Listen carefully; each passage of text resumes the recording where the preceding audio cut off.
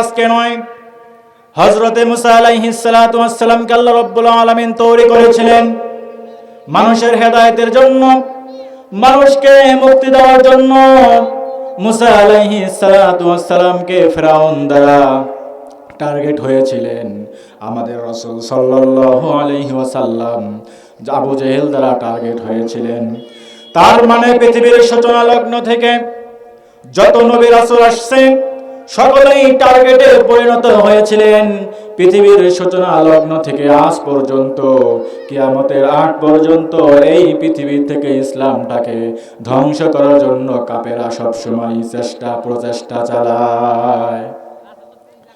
মুসলমান ভাইরা আমার বন্ধুগণ, এই প্রচেষ্টা আজও অবাধে পৃথিবীতে বিচরণ করতেছে। কিন্তু যদি আজকে আমরা সঠিকভাবে শক্ত সাহস নিয়ে, শক্ত ঈমান নিয়ে যদি না দাঁড়াতে পারি, তাহলে আবার এই ধরনের স্বৈরাচারী শাসক, আবার মুসলিম বিদ্বেষী শাসক আমাদের উপর গঠিত হবে। সকলে বলেন নাউযুবিল্লাহ। কারণ এই পৃথিবী, এই ভারত উপমহাদেশ মুসলিমরা 1 বছর নয়, 2 বছর নয়, 800 বছর তারা রাজত্ব করেছে ভারত উপমহাদেশ। আজকে সিংহের নাকের ডগার উপরে উঠে বিনয় খেলা করে, কিন্তু মুসলিম এটা বুঝতে পারে না, ঠিক কিনা? এই ভারত উপমহাদেশ মুসলিমরা রাজত্ব করেছে, স্পেন জয় করেছে, রাজত্ব করেছে, এরপরে সারা বিশ্বটা তারা রাজত্ব করেছে।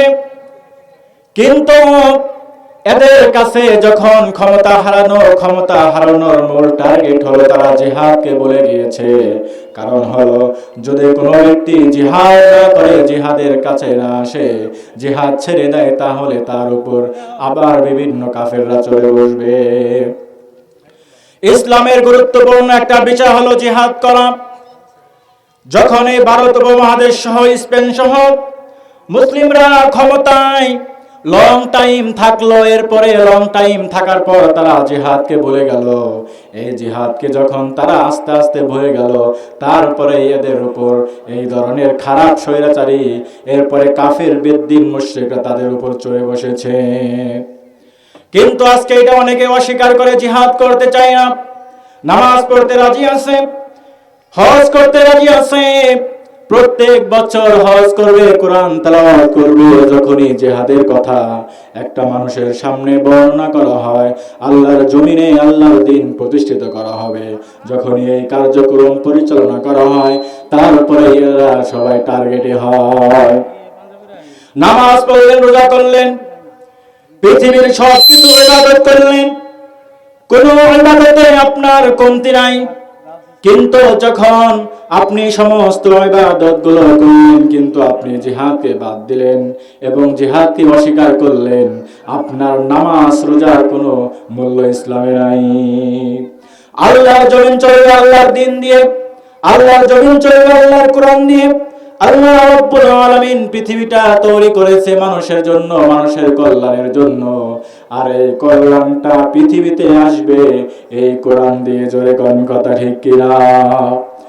আজকে আমরা কোরআন শিখতে চাই না, কোরআনটা কিনে কিনে আমরা বিভিন্ন তাকের মধ্যে ফালিয়ে দেই, আর মনে করি কোরআনটাকে আমরা মূল্যায়ন করি।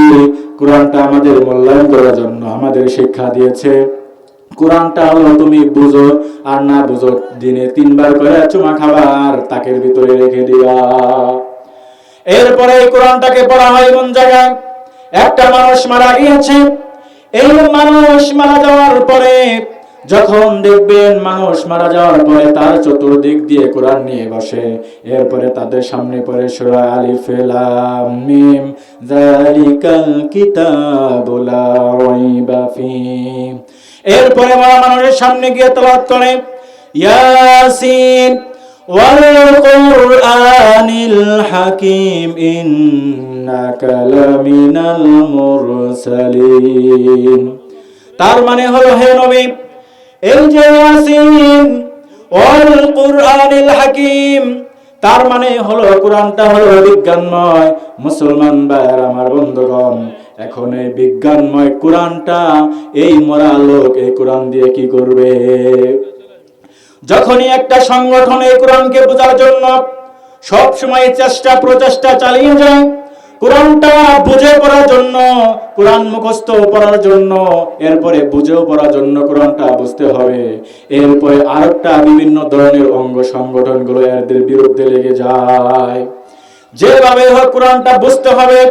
কোরআন না বুঝলে আপনার লাভ নেই, বুঝতে পারবেন না ইসলামটা কি। কোরআন না বুঝলে আপনি বুঝতে পারবেন না আল্লাহ কি। কোরআন না বুঝলে আপনি বুঝতে পারবেন না ইসলামটা কি।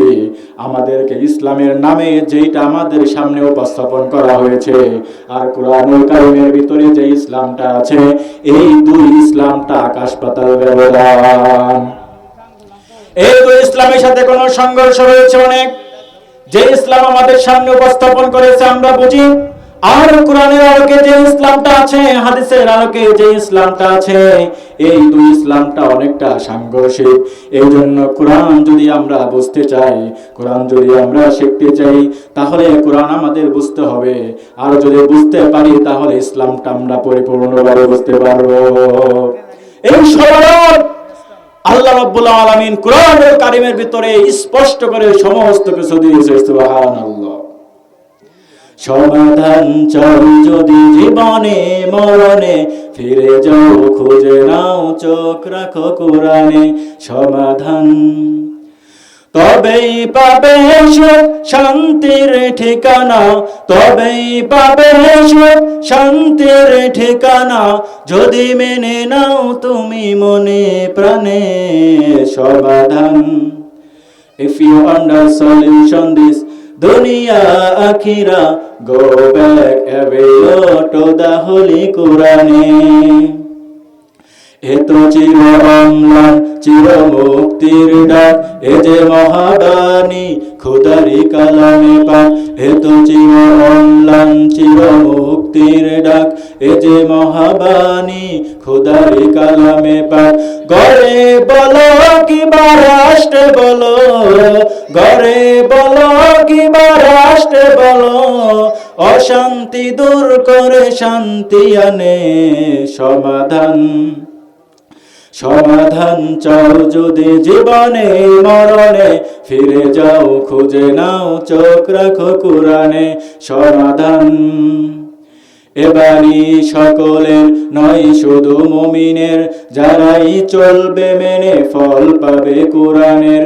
এবারই সকলের নয় শুধু মুমিনের, যারাই চলবে মেনে ফল পাবে কোরআনের। গরে বলো কিবা রাষ্ট্রে বলো, অশান্তি দূর করে শান্তি আনে। সমাধান সমাধান চাও যদি জীবনে মরণে, ফিরে যাও খুঁজে নাও চোখ রাখো কোরআনে। এই জন্য আল্লাহ রাব্বুল আলামিন কোরআনুল কারীমের ভিতরে পৃথিবীতে কি কি হবে সব কিছু আল্লাহ রাব্বুল আলামিন বলে দিয়েছে। আমরা মনে করি আল্লাহ রাব্বুল আলামিন অনেকে আমাকে বলে, হুজুর আল্লাহর রাসূল সাল্লাল্লাহু আলাইহি ওয়াসাল্লাম পৃথিবীতে 2000 সালের পরে কি হবে বলে যায় নাই। কিন্তু কোরআনগুলো আপনি পড়ে দেখবেন, হাদিসগুলো আপনি পড়ে দেখবেন, কিয়ামতের আগ পর্যন্ত পৃথিবীতে কি হবে, কিয়ামতের পরে কি হবে, বিচার হবে, হাসর হবে, আল্লাহ রাব্বুল আলামিন কোরআনুল কারীমের ভিতরে সবকিছু বলে দিয়েছে। সুবহানাল্লাহ। এই কোরআনুল কারীমের ভিতরে কিয়ামত সম্পর্কে বর্ণনা করা হয়েছে। এই কোরআনটা আপনি কিভাবে পড়বেন এইটাও বর্ণনা করা হয়েছে।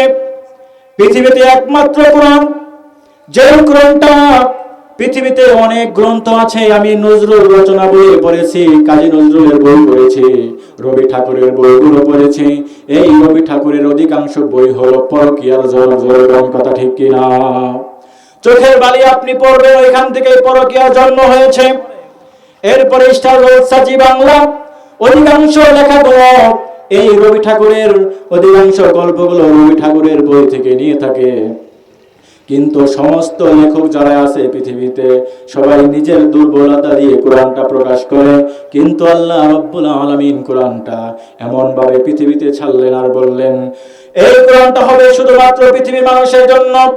তোমাদের সন্দেহ যদি লাগে তাহলে আমি এই কোরআনটা শুরুই করলাম আমার প্রশংসা দিয়ে। পৃথিবীর সমস্ত মানুষ যখন দুর্বলতা দিয়ে কোরআনটা প্রকাশ করে, তখন আল্লাহ রাব্বুল আলামিন কোরআন প্রতিষ্ঠিত কোরআনটা প্রকাশ করার সময় বললেন আলহামদুলিল্লাহি রাব্বিল আলামিন। সকলে বলুন আল্লাহু আকবার। সমস্ত প্রশংসা আল্লাহ রাব্বুল আলামিনের জন্য। এরপর আর রহমানির রহিম মালিক ইয়াউমিদ্দিন। কিয়ামতের একটা যে নিয়ম, কিয়ামতের একটা যে দিন রয়েছে, এই দিনের সমস্ত কিছু আল্লাহ রাব্বুল আলামিন এই কুরআনুল কারীমের ভিতরে দিয়ে দিয়েছে। সুতরাং যারাই বলে কুরআনুল কারীমটা হলো দাওয়াত খাওয়ার কিতাব, এরা কোরআনটা বুঝতে পারে নাই। কোরআন বুঝতে পারলে ইসলামটাই পরিবর্তন হয়ে যাবে, নতুন একটা ইসলাম আপনার সামনে আসবে। অনেকে আমাকে বলে যে ইসলামটা হলো, মানে আমরা যারা ইসলামী আন্দোলন করি আমাদেরকে বলে moderator Islam. What is moderate? Moderate বলতে কোনো জিনিস নাই।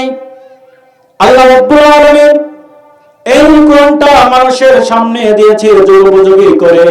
কারণ আপনি যদি এই আদিম যুগের সাথে যুগ মিলান আর কোরআনটা মিলান, আদিম যুগও মিলে যাবে। আবার যদি এই যুগের সাথে, এই আধুনিক যুগের সাথে, এই টেকনোলজির সাথে, এই যুগের সাথে আপনি যদি কোরআনটা মিলান, দেখবেন কোরআনটা অটোমেটিক মিলে গিয়েছে।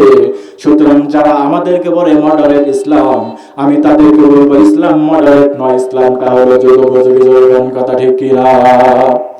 এই যে একটা সময় আবাবিল পাখি আসছিল, পাখি এসে তারা যুদ্ধ করেছিল। একটা সময় মানুষ তরোয়াল নিয়ে যুদ্ধ করত, এরপরে ঘোড়া নিয়ে যুদ্ধ করত। কিন্তু আল্লাহ রাব্বুল আলামিন একটা সময় যে পৃথিবীতে বিচরণ করবে আবাবিল পাখির মতো জাহাজগুলো উড়বে, আর এরা যখন যুদ্ধ করবে। আর এই থিওরিটা আল্লাহ রাব্বুল আলামিন কোরআনুল কারীমে দিয়েছে। কারণ হলো আল্লাহ রাব্বুল আলামিন যে ঘটনাটা ঘটিয়েছিলেন মক্কার ভিতরে আবাবিল, এটা আল্লাহ রাব্বুল আলামিন কোরআনুল কারীমে কেন আনলেন? এরকম তো অনেক ঘটনা পৃথিবীতে চলে গিয়েছে, কোরআনুল কারীমে আসে নাই। কারণ আল্লাহ রাব্বুল আলামিন তিনি জানেন এইরকম একটা সময় আসবে, যে এই সময়ের ভিতরে এইরকম যুদ্ধ বিমান নিয়ে মানুষ যুদ্ধ করবে। এই জন্যই আল্লাহ রাব্বুল আলামিন সূরা ফিল নামক নাজিল করে ইসলামটাকে, কোরআনটাকে যুগোপযোগী করে দিয়েছে। সকলে বলুন সুবহানাল্লাহ। সুতরাং ইসলাম মডারেট নয়, ইসলামটা হলো যুগোপযোগী। আমাদের আন্দোলন হবে যুগোপযোগী আন্দোলন। এই আন্দোলনের মাধ্যমে পৃথিবীতে কোরআন প্রতিষ্ঠিত হবে, কোরআন দ্বারা রাষ্ট্র কায়েম হবে, কোরআন দ্বারা রাষ্ট্র পরিচালিত হবে। কথা ঠিক কিনা? কিন্তু এই কোরআন আজকে আমরা দাওয়াত খাওয়ার কিতাব বানাইছি। মানুষ বললে আর দাওয়াত খাওয়ার কিতাবই হবে না কেন? কারণ আমরা যারা শিক্ষা অর্জন করি, শুধু শিক্ষায় অর্জন করি, কিভাবে ইমামতি করতে হবে, ওয়াজ করতে হবে, এগুলাই শিখি, আর কোনো কিছু আমরা শিখি না। এর জন্য বেকারত্ব সমস্যা এমন বেড়ে গিয়েছে, এই বেকারত্বের করা জানে আমরা সবাই আজকে নিমজ্জিত হয়ে গেছি। জিনিসের দাম ঊর্ধ্বগতি, আমাদের মাথা নষ্ট। জোরে গান কথা ঠিক কিনা? কিন্তু এই কোরআন দ্বারা যদি রাষ্ট্র পরিচালিত হয়, হিন্দুদের একটা অধিকার রয়েছে, হিন্দুরা পেয়ে যাবে। যুবকদের একটা অধিকার রয়েছে, যুবকরা পেয়ে যাবে। এরপরে মুরব্বীদের একটা অধিকার রয়েছে, মুরব্বীরাও পেয়ে যাবে। এরপরে এই কোরআন দ্বারা যদি রাষ্ট্র চলে, পরিচালনা চলে, পৃথিবীর সমস্ত মানুষ একদম মায়ের কোলের মধ্যে শুয়ে থাকবে, কোনো বেজাল হবে না। কিন্তু এই কোরআন আমাদের ভালো লাগে না, এই কোরআন বুঝতে আমাদের ভালো লাগে না। আবার অনেকের কোরআন যদি মানুষ ভালোভাবে প্রচার করে, প্রসার করে, কোরআনের মূল ফোকাসটা যদি মানুষের কাছে তুলে ধরে, অনেকের পীরগিরি, অনেকের বিভিন্ন ধরনের আন্দিগন্দি রাজনীতি বন্ধ হয়ে যায়। এই জন্য অনেকে কোরআনটা মানুষকে বুঝতে দেয় না। এই জন্য কোরআন যদি আমরা বুঝতে পারি, তাহলে এই কোরআন আল্লাহ রাব্বুল আলামিন আমাদেরকে মুক্তির মুখ দেখাবে। তো আল্লাহ রাব্বুল আলামিন আমাদের সকলকে কোরআন